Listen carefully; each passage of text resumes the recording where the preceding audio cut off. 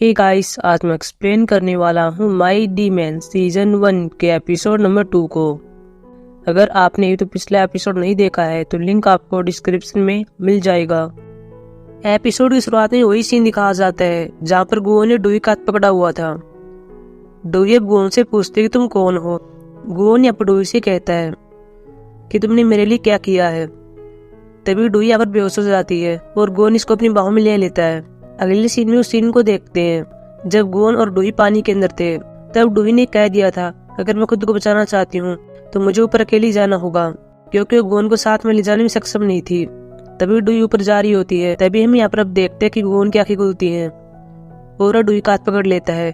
बाद में हम अस्पताल में देखते हैं कि डुई अपनी स्वप्न देख रही होती है और बाद में अचानक से खड़ी होती है। दाजूंग डुई से कहती है क्या तुम ठीक हो। डुई कहती है मैं ठीक हूँ, मुझे एक बुरा सपना आया था। तभी डुई के पास अचानक से गुन आता है और कह रहा था कि मुझे खुशी है कि तुम ठीक हो। गुन यहाँ पर डुई के माथे को पहुंच रहा था।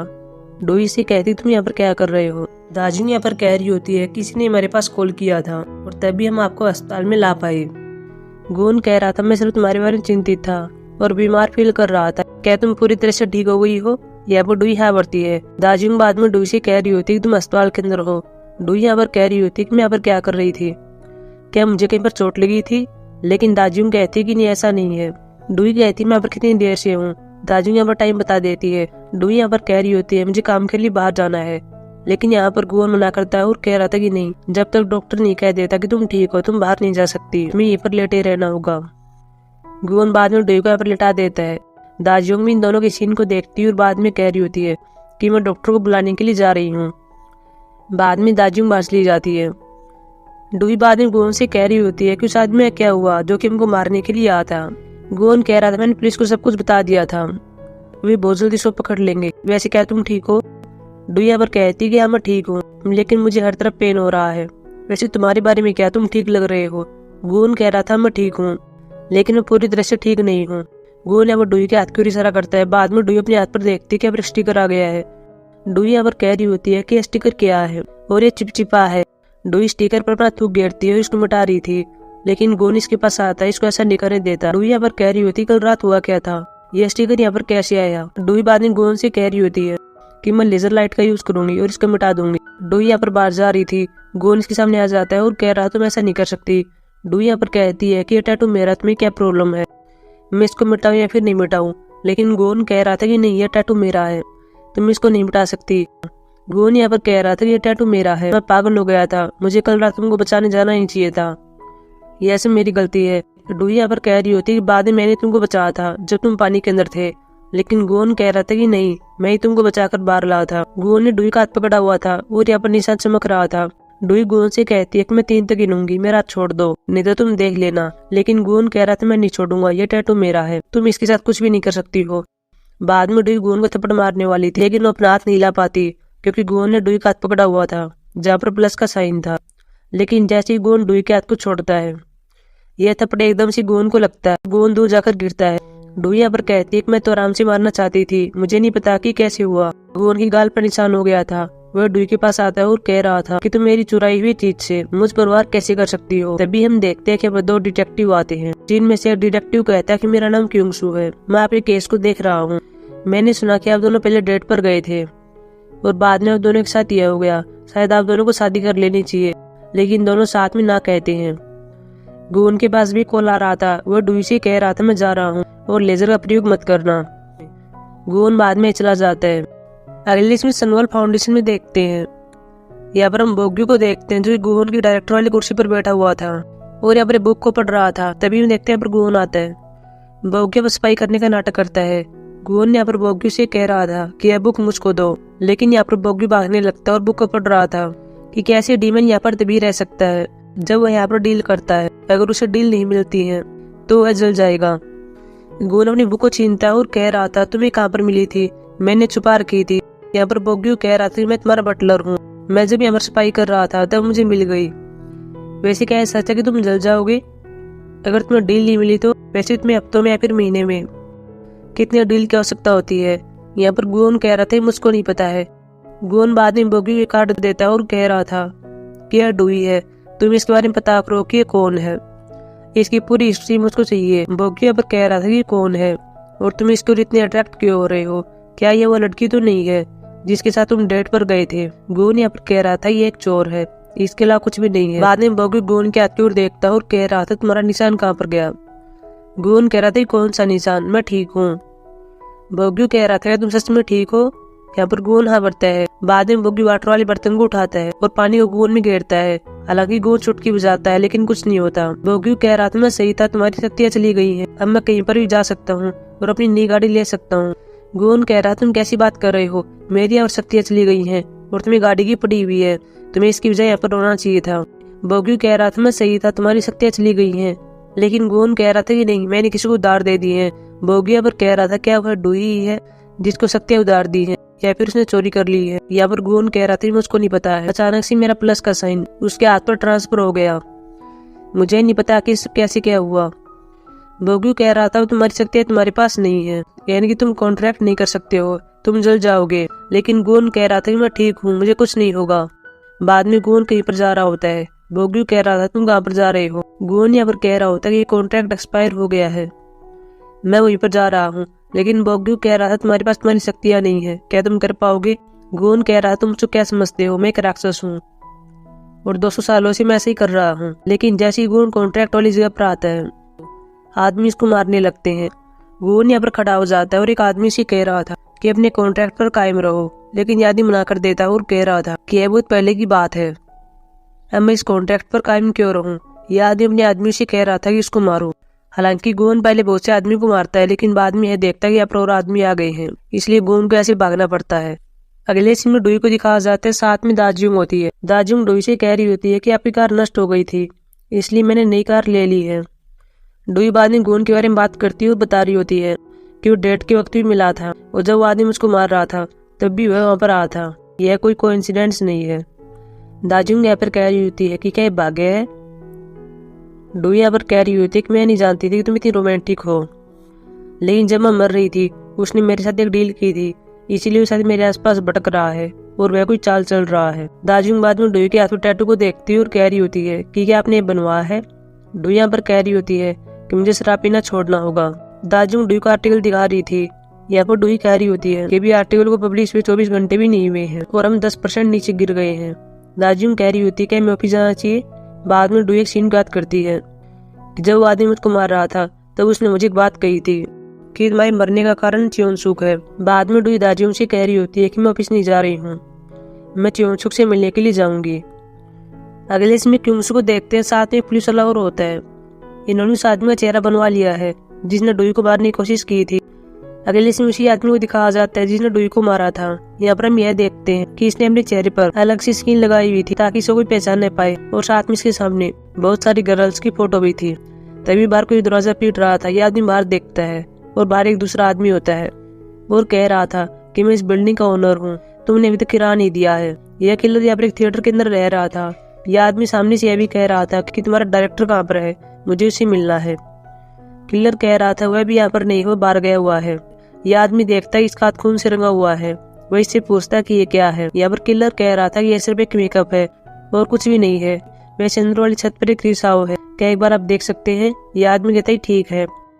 बाद में किलर इस आदमी को अंदर ले जाता है। अगले इसमें डोई को दिखाया जाता है जो कि च्योंगसुक से मिलने के लिए आ जाती है कि क्या तुम ठीक हो। यहाँ पर च्योंगसुक कहती है कि मैं ठीक हूँ, वैसे मुझे कहीं पर जाना है, मुझे अपने पौधे को देखने के लिए जाना है जो कि मेरे बच्चों के समान है। डोई यहाँ पर कह रही होती है कि मैं आपको लिफ्ट दे देती हूँ। च्योंगसुक कह रही होती है कि तुम बिजी नहीं हो, मैंने सुना कि तुम्हारा 10% लॉस हो गया है, वह किसने किया है, क्या तुम उसे निपट सकती हो या फिर मेरी हेल्प चाहिए। यहाँ पर डोई कहती है कि मैं नहीं जानती कि वो कौन था, लेकिन मैं इसको हैंडल कर लूंगी। लेकिन डोई यहाँ पर नहीं बताती है कि वह सुना नहीं है। डोई बाद में च्योंगसुक से अपनी बात करने वाली थी कि कैसे एक आदमी उसको मारने के लिए आया था, लेकिन तभी अब एक डायरेक्टर चोई आ जाता है और डोई नहीं बता पाती। अगले इसमें च्योंगसुक और साथ में डोई बागवानी में आ जाते हैं और यहाँ पर च्योंगसुक अपने पौधे को देख रही होती है। डोई यहाँ पर च्योंगसुक से कह रही होती है कि मैं आपसे कुछ पूछना चाहती हूँ, क्या आप मुझसे कुछ छुपा रही हैं। यहाँ पर च्योंगसुक मना करती है। डोई यहाँ पर कह रही होती है कि मैं सीरियस हूँ, प्लीज मुझे बता दो। लेकिन च्योंगसुक कहती है कि मैं कुछ नहीं छुपा रही हूँ। डोई कहती है कि ठीक है, वैसे यहाँ पर केवल आप ही हैं जिस पर मैं भरोसा करती हूँ। तभी हम देखते हैं वो सियोकुन भी आ जाता है और च्योंगसुक को रिपोर्ट दिखा रहा था। च्योंगसुक रिपोर्ट को देखती है और कहती है कि ये ठीक है। च्योंगसुक रिपोर्ट को बिना देखे सियोकुन को दे देती है। श्योकुन यहाँ पर कह रहा था मैंने बहुत ही मेहनत की है, आप कभी मेरी तारीफ नहीं करती है। डुई बाद में च्योंगसुक से कहती है कि मैं जा रही हूँ। श्योकुन कह रहा था कि चलो मैं भी तुम्हारे साथ ही चलता हूँ, मैं भी ऑफिस में जा रहा हूँ। च्योंगसुक बाद में इन दोनों को देखती है और कह रही होती है कि तुम दोनों साथ में काम कर रहे हो, तुम दोनों शादी क्यों नहीं कर लेते। लेकिन डुई मना करती है और कहती है कि मुझको शादी नहीं करनी है। बाद में डुई श्योकुन से भी कह रही होती है कि इनकी परवाह मत करना, आज के लिए मेरी शादी करवाने के लिए मरी जा रही है, इसलिए इन बातों को इग्नोर कर देना। बाद में दोनों बाहर आ जाते हैं। डुई अब श्योकुन से कह रही होती है क्या तुम यहाँ पर गाड़ी लेकर आए थे, क्या तुम्हें लिफ्ट चाहिए। श्योकुन झूठ बोलता है और कह रहा था कि नहीं, मैं पर टैक्सी लेकर आया था, चलो मैं तुम्हारे साथ ही चलता हूँ, मैं तुम्हारा ड्राइवर बन जाता हूँ। बाद में हम देखते हैं कि श्योकुन गाड़ी के अंदर बैठा हुआ था और साथ में दाजियुंग भी होती है, जिसको देखकर श्योकुन अच्छा फील नहीं कर रहा है क्योंकि श्योकुन डुई को लाइक करता है। दाजियुंग वो डुई से कह रही होती है कि गुओन ने तुम्हारे लिए बहुत कुछ किया है, उसने रेस्टोरेंट में खाने के पैसे भी दिए थे, क्या तुम उसके लिए कुछ करना चाहती हो। यहाँ पर डुई यहाँ बढ़ती और कह रही होती है कि हाँ मैं उसकी रानी हूँ, मुझे उसके लिए कुछ करना होगा, मुझे उसको भुगतान करना होगा। श्योकुन कह रहा है तुम किसके बारे में बात कर रही हो। डुई यहाँ पर कह रही होती है कि है कोई, उसके साथ में डेट पर गई थी। श्योकुन एकदम से गाड़ी को रोकता है, हालांकि डुई को कुछ नहीं होता, लेकिन यहाँ पर दाजियुंग की नाक से खून बहने लगता है। श्योकुन यहाँ पर दाजियुंग से कह रहा था कि तुम ठीक हो। दाजियुंग यहाँ पर हाँ बढ़ती है। बाद में दाजियुंग गाड़ी चला रही होती है और श्योकुन पीछे बैठा हुआ था। डुई से कह रही होती है क्या तुम चौंक गए थे जब मैंने डेट का नाम लिया। श्योकुन कहता है कि ऐसी बात नहीं है, तुम अभी जवान हो और पता नहीं वो लड़का कौन होगा, वैसे क्या तुम शादी करने वाली हो। डुई कहती कि नहीं ऐसा नहीं है, च्योंगसुक ने मुझसे विनती की थी इसलिए मैं डेट पर गई थी, मेरा शादी करने का कोई इरादा नहीं है। श्योकुन बाद में कह रहा था कि मैंने सुना कि तुम्हारे 10% शेयर गिर गए हैं, क्या मैं तुम्हारी हेल्प करूं। डुई मना कर देती है और बाद में कहती है कि तुमने अपनी शर्ट पर ही सब्जी गिरा रखी है, साथ में टाई भी अच्छे से नहीं बंधी हुई है। बाद में डुई श्योकुन की टाई को बांध रही होती है लेकिन वो अच्छे से नहीं बांध रही थी, इसलिए दोनों हंसने लगते हैं। अगले सीन में गुओन को देखते हैं जो कि बुक को पढ़ रहा होता है और पता लगाने की कोशिश कर रहा होता है कि जब टैटू ट्रांसफर हो जाता है तो उसको वापिस कैसे पाए, लेकिन इसे कुछ भी नहीं मिलता। बाद में गुन बॉग के पास कॉल करता है और कह रहा था कि क्या तुमने डुई के बैकग्राउंड पर ध्यान दिया कि वो कौन है। बॉग गुओन को बता रहा होता है कि डुई कौन और क्या करती है, उसका वर्ल्ड ग्रुप क्या है और मिराई F&B की CEO है। बचपन में जब वो 11 साल की थी उसके पेरेंट्स की कार एक्सीडेंट में डेथ हो गई थी और तब से च्योंगसुक ने उसको पाला है और डुई मिराई F&B की CEO है। गुओन अपने पास में देखता है कि जो बोतल होती है वह भी मिराई F&B की होती है। बाद में बोगी गुओन के पास आता है और कह रहा था कि मैंने उसे बता दिया जो कि मुझको पता था, तुम क्या करने वाले हो। यहाँ पर गुओन कह रहा था मैं वही करूंगा जिसमें मैं माहिर हूँ। अगले इसमें डुई को दिखाया जाता है, साथ में दाजियुंग होती है। डुई यहाँ पर मिराई F&B की टीम के पास आई हुई थी। यहाँ पर हम मिराई F&B के टीम लीडर को देखते हैं, इसका नाम मिनसू होता है। यहाँ पर साथ में असिस्टेंट मैनेजर भी होती है, इसका नाम जंगमी होता है। साथ में और एक लड़का और होता है जो कि अपनी एम्प्लॉय होता है, इसका नाम हांसयुंग होता है। डुई इनके पास आती है और आर्टिकल के बारे में पूछ रही थी, लेकिन इन्होंने अब तक आर्टिकल का कोई सोल्यूशन नहीं किया था। ये डुई को डेविल कहते हैं लेकिन इसकी पीठ के पीछे इसके सामने नहीं कहते हैं। डुई यहाँ पर कहती है कि ठीक है मैं इस प्रॉब्लम को सोल्व कर लूंगी, तुम्हें कुछ करने की जरूरत नहीं है। बाद में डुई के पास दाजियुंग आती है और कह रही होती है कि मेरे पास सुनन का प्रोग्राम आ गया है, तुम मुझसे मिल सकती हो। अगले सीन में सुनन को देखते हैं, साथ में इसका सेक्रेटरी होता है। सुनन यहाँ सेक्रेटरी से कह रही होती है कि मैंने सुना कि डुई को 10% की आनी हुई है, हमें क्या करना चाहिए, क्या मैं उसके पास फूल भेजूं ताकि उसे थोड़ी सांत्वना मिल जाए। तभी हम सुनन देखती कि यहाँ पर डुई बैठी हुई थी और डुई ने वही ड्रेस पहनी हुई थी जो कि सुनन ने पहनी हुई थी। बाद में सुनन अपनी ड्रेस चेंज करती है और डुई को कह रही होती है कि तुम यहाँ पर क्या कर रही हो। डुई यहाँ पर कहती है कि मैं जानती हूँ कि तुम ही हो जिसने आर्टिकल लिखवा था और मिराई F&B के साथ खिलवाड़ कर रही हो। डुई बाद में कुछ सुनन की फोटो को दिखाती है जिसमें सुनन एक लड़के के साथ होती है। सुनन यहाँ पर डुई से कह रही होती है कि फोटो तुम्हें कहाँ पर मिले, क्या तुम उसको ब्लैकमेल कर रही हो। डुई यहाँ पर कहती है कि नहीं मैं तुमको ब्लैकमेल नहीं कर रही हूँ, हालांकि मैं एक काम कर सकती हूँ, तुमने जो कुछ भी किया है उसको मैं च्योंगसुक को बता देती हूँ, बाद में तुम मिराई अप्रैल की CEO नहीं रहोगी। सुनन यहाँ पर कहती है कि अगर तुमने ऐसा किया तो तुम देख लेना, तुम्हें पछताना पड़ेगा। डुई यहाँ पर कहती है कि मैं तुम्हारी जैसी नहीं हूँ, मैं ऐसा नहीं करूंगी, लेकिन तुमने जो गंदगी फैलाई है उसको खुद साफ करना होगा। बाद में डुई के पास भी गुना कॉल आता है और बता रहा था कि मैं कुछ अच्छा फील नहीं कर रहा हूँ, मैं तुमसे मिलना चाहता हूँ, क्या मिल सकते हैं। डुई यहाँ पर कह रही होती है तुम्हें तो कुछ हुआ ही नहीं था, तुम तो ठीक लग रहे थे। वो यहाँ पर कह रहा था कि नहीं मैं ठीक नहीं हूँ। डुई यहाँ पर कहती कि ठीक है, हालांकि मेरे पास ज्यादा समय नहीं है, मैं थोड़ी देर के लिए तुम्हारे पास रुकूंगी। बाद में गुन अपने आप से कह रहा था कि टाइम तो मेरा समाप्त हो रहा है, मेरे पास अब टाइम नहीं बचा है। अगले सीन में च्योंगसुक को देखते हैं जो चर्च के अंदर आई हुई थी और फादर से बात कर रही थी और कह रही थी कि मुझे वो तो डर लग रहा है जो मैंने किया उसके लिए। मुझे नहीं पता कि मुझको स्वर्ग में जगह मिलेगी या फिर नहीं मिलेगी। फादर भी यहाँ पर कह रहा था कि तुम्हें अपने आप को फ्री करना होगा। चोंसू बाद में पास्ट की सीन बात करती है जहाँ पर गाड़ी के पास खड़ी हुई थी और यहाँ पर एक टूटा हुआ फोन भी देखते हैं जिस पर डुई का कॉल आ रहा था। तभी यहाँ पर ये गाड़ी फट जाती है और चोंसू दूर जाकर गिर जाती है और इसको चोट लग जाती है। अगले सीन बोग्यू को देखते हैं जो कि ऑफिस के अंदर होता है और अपनी पिछली जिंदगी को भी याद कर रहा था कि गोन ने मेरे साथ क्या क्या किया था। रियलिटी में बोग्यू यहाँ पर कह रहा था कि गोन के पास शक्तियां तो है नहीं, वो जादू कैसे करेगा। गायन इसके पास आती और कह रही थी कि उसकी शक्तियां कैसे चली गई। यहाँ पर बोग्यू इसको नोटिस नहीं करता और बता देता है कि उसका टैटू एक महिला के हाथ पर ट्रांसफर हो गया है। लेकिन बाद में देखता है कि ये तो गायंग होती है। गायंग कहती है कि मुझे जरूर से बताओ कि हुआ क्या था और बाद में बोग्यू को सारी बातें बतानी पड़ती हैं कि वो लड़की कौन है और गोन के साथ क्या हुआ है।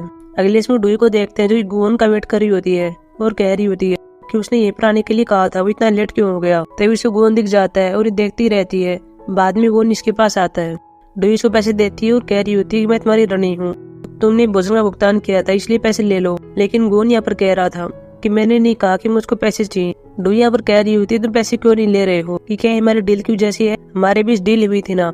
लेकिन गोन कह रहा था कि नहीं, अब हमारे बीच कोई भी डील नहीं है।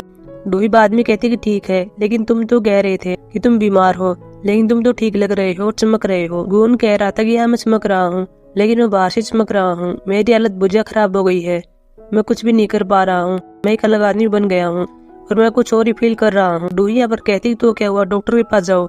लेकिन गोन कह रहा था कि ये लक्षण डॉक्टर ठीक नहीं कर सकता है, ये सिर्फ तुम ठीक कर सकती हो क्योंकि मेरे साथ तुम्हारी जैसे हुए हैं। बाद में दोनों गाड़ी के अंदर बैठे हुए थे। डुई यहाँ पर गोन से कह रही होती है कि मैं तुम्हारे साथ समय बिता रही हूँ, इसका मतलब यह है मत समझना कि हम डेट कर रहे हैं। गोन बाद में डुई को कह रहा था अपना हाथ दो। डुई पहले अपना दूसरा हाथ दे रही होती है। गोन कह रहा था मुझको याद नहीं चाहिए, मुझको दूसरा हाथ चाहिए। बाद में डुई अपने टैटू वाला हाथ देती है। गोन यहाँ पर हाथ को पकड़ लेता है और टैटू चमकने लगता है। अगले सीन में पास में उन्हीं लोगों को दिखाया जाता है जिनसे पहले गोन मिला था और गोन ने इनको पीटा था। ये भी यहाँ पर गोन का वेट कर रहे होते हैं। तभी गोन अपनी गाड़ी तेजी से भगाता हुआ इनके पास आ जाता है और गोन यहाँ पर मैन आदमी को देख लेता है।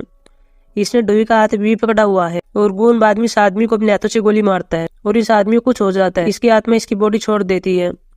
बाद में हम गोन की जगह पर देखते हैं जहाँ पर इस नाम के आदमी की घड़ी होती है और वह घड़ी ऐसी गायब हो जाती है और इन दोनों के बीच जो कॉन्ट्रैक्ट था वह भी गायब हो जाता है। डुई बाद में गोन से कह रही होती है कि ये सब क्या था और ये आदमी कौन थे। गोन यहाँ पर कह रहा था ये मेरे दोस्त हैं। डुई यहाँ पर कह रही होती है कि आज मैं तुम्हारे कितने दोस्तों से मिलूंगी। गोन यहाँ पर कह रहा था मेरा कोई दोस्त नहीं है। अगले से में दोनों एक जगह पर होते हैं और गाड़ी के अंदर बैठे हुए थे। गोन यहाँ पर कुछ करने बारे में कह रहा था। डुई पहले साइड की गाड़ी में देखती है और कह रही होती है कि ऐसा करना यहाँ पर सही नहीं होगा, वैसे भी हमारा पहली बार है। बाद में गोन गाड़ी से बाहर निकलता है और फिर डुई के मिरर के पास आता है और कह रहा था कि चलो बाहर करते हैं। डुई कहती तुम कैसी बात कर रहे हो, ये एक अपराध है, हम बाहर नहीं कर सकते हैं। गोन यहाँ पर कह रहा था कि मैं समुद्र के पास टहलने के लिए कह रहा हूँ। बाद में डुई गोन के पास आती है और कह रही होती है कि मुझे गलत मत समझना, उन सबको देखकर मुझे गलत फील हो गया था। बाद में गोन डुई का हाथ पकड़ता है और कह रहा था कि या तुम कुछ टाइम के लिए अपनी सांसें रोक सकती हो। गोन बाद में डुई को अपने करीब ले आता है। डुई अपने आप से कह रही होती है कि शायद ये किस करने वाला है, लेकिन गोन डुई को पानी के अंदर घेर देता है और साथ में खुद भी गिर जाता है और अपने टैटू को अपने हाथ पर लाने की कोशिश कर रहा था, लेकिन कुछ भी नहीं होता। इसने डुई का हाथ पकड़ा हुआ था। डुई किसी तरह अपने हाथ को छुड़वाती है और बाद में पानी से बाहर आती। इसके बाद गोन भी आता है। अभी वो डुई गोन पर चिल्ला रही थी और कह रही थी तुम क्या कर रहे थे, तुम मुझको मारने की कोशिश क्यों कर रहे थे, मैं पहले ही ऐसी कंडीशन से गुजर गई थी, क्या तुम्हारा दिमाग खराब हो गया था। यहाँ पर गोन कह रहा था मैं कुछ जांचने का प्रयास कर रहा था। डुई यहाँ पर कह रही होती है पहले मुझको बताना चाहिए था। गोन कहता है अगर मैं तुमको बता देता तो तुम पानी के अंदर नहीं जाती। डुई बाद में गोन की ओर पैसा फेंकती है और कह रही होती है क्या तुम्हारा मेरे ऊपर कोई कर्ज नहीं है। बाद में डुई चली जाती है। अगले इसमें एक आदमी को देखते हैं जो कि डुई के पेरेंट्स की फोटो देख रहा होता है। ये फोटो एक फोन के अंदर होती है और बाद में लिफाफे को लॉकर के अंदर रखता है और कुछ टाइम के बाद यहाँ पर एक अलग आदमी आता है और इन चीजों को ऐसे ले जाता है। अगले सीन में हम डुई की फैमिली के अलग अलग मेंबर को देखते हैं जो कि कुछ अलग ही बर्ताव कर रहे थे और सस्पेक्ट की तरह लग रहे थे। अगले सीन में हम गायन को भी देखते हैं जो कि ऑनलाइन डुई की फोटो देख रही होती है और बाद में यहाँ पर डांस करने लगती है। अगले सीन में डुई को देखते हैं जो टैक्सी के अंदर बैठी हुई थी और बाद में रोड क्रॉस करने वाली थी और ऊपर एक न्यूज चल रही थी, उसको देख रही होती है। तभी हमारी बाइक वाला आ रहा होता है और उसने डुई पर तेजाब फेंक दिया था, लेकिन तभी हम देखते हैं कि इसी टाइम गोन डुई के पास आता है। पहले इसके हाथ में पकड़ता है, हालांकि गोन को कुछ नहीं होता है क्योंकि इसने डुई का हाथ पकड़ा हुआ था। डुई बाद में गोन की ओर देख रही होती है, गोन भी डुई की ओर देखता है डूई बाद अपने आप से कह रही होती है कि आदमी अचानक से मेरी लाइफ में आ गया, जो कि दूसरे लोगों से अपरिचित लगता है और साथ में सस्पेक्ट भी लगता है, जो कि गुओन है और मेरा मोक्स है। और बाद में एपिसोड समाप्त हो जाता है। सो गाइस, ये थी मेरी एक्सप्लेनेशन एपिसोड नंबर 2 की। अब हम मिलेंगे एपिसोड नंबर 3 के एक्सप्लेनेशन में, जो कि सैटरडे को आने